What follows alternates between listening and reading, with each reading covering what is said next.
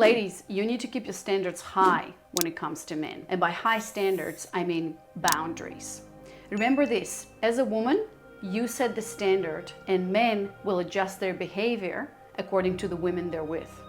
This is why men behave differently with one woman versus another woman. This is why men really follow a woman's lead when it comes to what is admissible here and what is not. They will test and see where they can push your boundaries, and if you let them, they will go where you don't want them to go. Let me explain. A huge transformation happened for me in regards to setting high standards or setting boundaries for myself when it came to men, because I was that woman who's always available for men to contact me whenever they want. And I was like, yeah, sure, I can meet you tonight. Sure, I can meet you tomorrow. Sure, I can meet this weekend, right? I was also available for sex when I wasn't ready to, or I didn't want to have it. I was available for breadcrumbs. I was available for emotionally unavailable men because deep down inside I didn't feel good enough to attract great men, and therefore I was settling for breadcrumbs. For me personally, my journey with low standards ended. I remember it was when I was in Thailand. I was a digital nomad. I was traveling by myself and I was attracting men and I was dating and things like that, but I was just wasting. I was wasting myself. I was wasting my body. And I remember I met this guy in Thailand and, we were dating, we were having fun.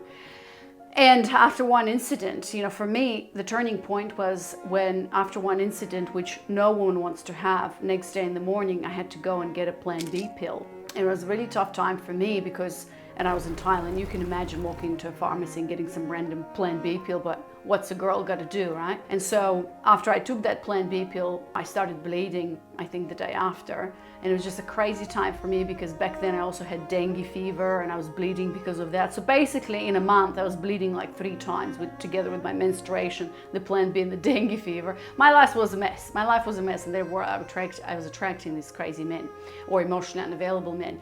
And so a day after all of that happened, I was on a boat getting back to mainland and then flying to Europe.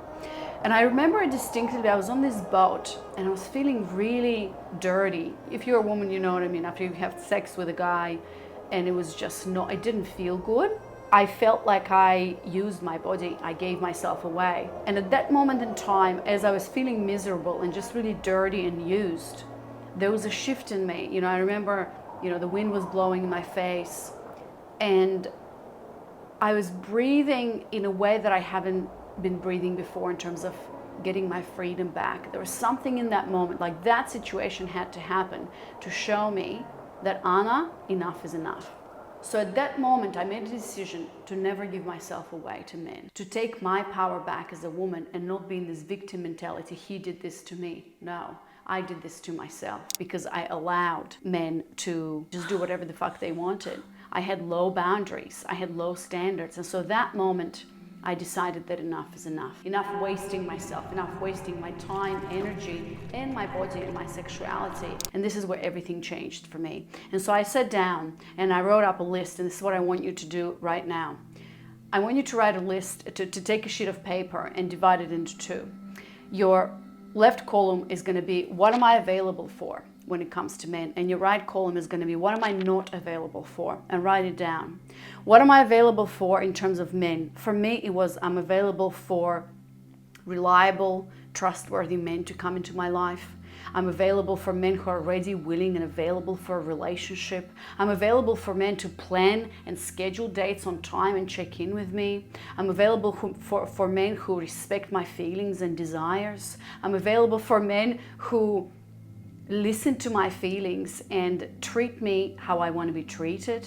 And I'm available for men who choose me. And what I'm not available for is practically the opposite of that. I had enough, and I wrote down I was not available for men who, call me last minute and say, hey, do you want to go out on a date tonight? I mean, of course, look, you don't need to be rigid within this. Of course, you're going to have fun and you have to be flexible and at the spur of the moment go, right? But you know as a woman in your body when you're lower your standards and you're just settling, right?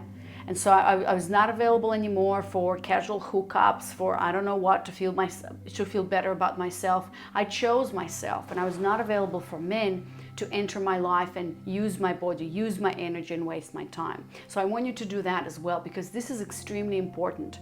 As a woman, again, coming back to what I mentioned before, you set the pace and you set the standard. And the men who do not follow that standard or who do not respect your boundary, they need to fall away.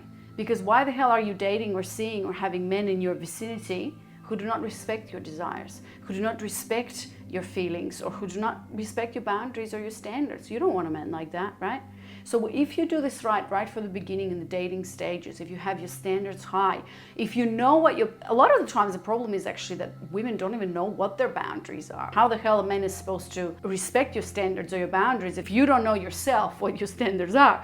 So the first step, that's why I gave you this exercise, is for you to know.